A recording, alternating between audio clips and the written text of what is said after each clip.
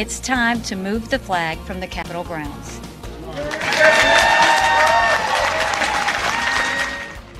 A declaration today from South Carolina Governor Nikki Haley. She announced the Confederate flag flying over state capitol property needs to come down. The move comes after 9 people were killed inside a Charleston church in an apparent hate crime.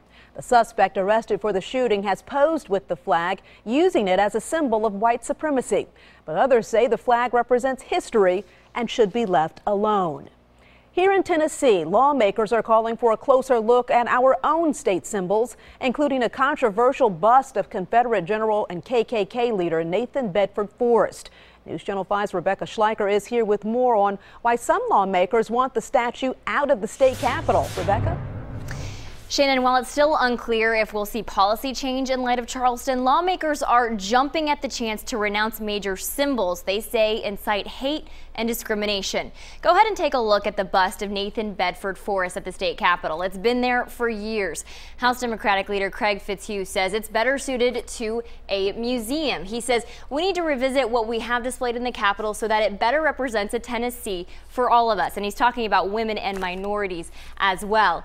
U.S. Rep. Jim Cooper agrees. He says symbols of hate should not be promoted by government. South Carolina should remove the Confederate battle flag from its capital, and Tennessee should remove the bust of Forrest inside our capital. Now, our U.S. state senators haven't talked about here in Tennessee the bust of Forrest, but they are talking about the South Carolina flag. Senator Corker says if I were there, I would certainly vote to have it come down. It serves no purpose anymore, especially after what has occurred in Charleston.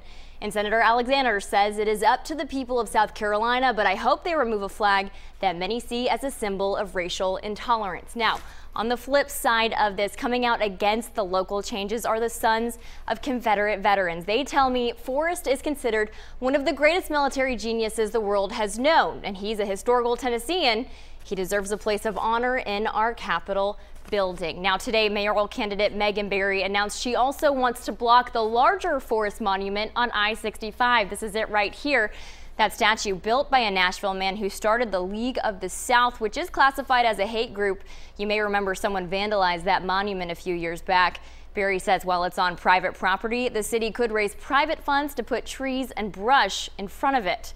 To that, the sons of the Confederate veterans say they're glad Barry's letting voters know her plans up front so they can make better decisions at the polls. So far, no word from the governor's office on either of these calls to action. Shannon? All right, thanks so much, Rebecca.